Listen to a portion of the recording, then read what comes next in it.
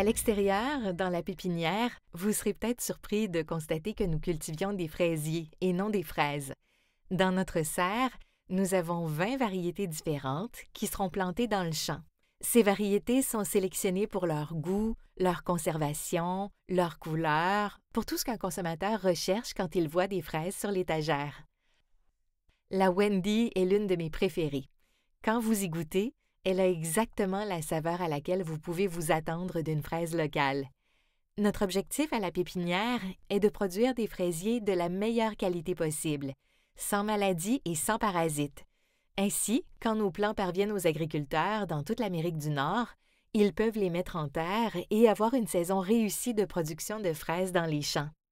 Nous commençons au laboratoire avec les boutures, nous les multiplions et finalement, elles arrivent dans cette serre où elles sont cultivées comme souche de base. Ce sont donc des plants propres et exempts de maladies qui finiront par être mis en terre dans les champs. Si vous avez un système de multiplication de plants solides, cela signifie tout simplement que vous pouvez en faire plus à partir de l'original.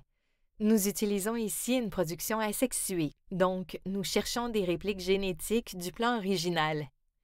La reproduction végétative ou la reproduction de fraises est un excellent exemple de reproduction asexuée, car vous commencez par le plant mère qui produit ensuite une pousse que nous appelons un coulant. Cette pousse produit ensuite un autre plant que nous appelons la fille. La fille de la plante est née dans les champs et produit les fraises que vous achèterez dans le magasin tout au long de l'année. Le plant d'origine, ou plant mère, provient d'Agriculture et Agroalimentaire Canada parce que nous savons que c'est la bonne variété avec les bonnes caractéristiques que nous cherchons à planter pour nos futures cultures. Nos filles d'ici vont ensuite dans les champs où elles deviennent de nouvelles mères et produisent d'autres filles qui deviennent ensuite les plants que nous expédions ensuite aux agriculteurs. La production d'une plante de qualité supérieure passe en partie par le processus de certification que nous suivons. Des observateurs viennent sur le terrain pour détecter toute maladie et tout parasite, ce qui nous permet d'expédier nos produits en toute sécurité dans toute l'Amérique du Nord. Dans les champs, nous avons plus de 40 employés qui font en sorte que le processus se déroule comme prévu.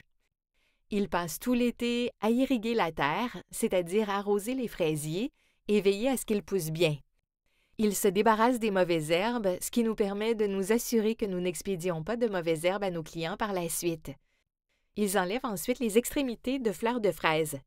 Quand vous coupez ces fleurs, l'énergie de la production de fruits est centrée sur les fraisiers pour qu'ils produisent plus de pousses. Par ailleurs, un programme de pulvérisation permet de réduire la pression des parasites et des maladies et de montrer aux agriculteurs une plante de qualité supérieure. Notre période de récolte est la plus occupée de l'année. Nous avons près de 80 personnes sur le terrain à ce moment-là, et tout se fait essentiellement à la main. Nous avons un tracteur qui circule dans les champs et qui soulève les mères et les filles du sol. La terre est secouée à la main avec une fourche. Elles vont ensuite dans l'entrepôt où elles sont emballées à la main. À ce stade, les employés se débarrassent des plantes mères et placent nos filles en lots de 26 dans des boîtes de 500, et c'est ce qui est expédié dans toute l'Amérique du Nord. Quand nos fraises sont expédiées en Floride, elles sont cultivées pour pouvoir être expédiées et stockées sur les étagères.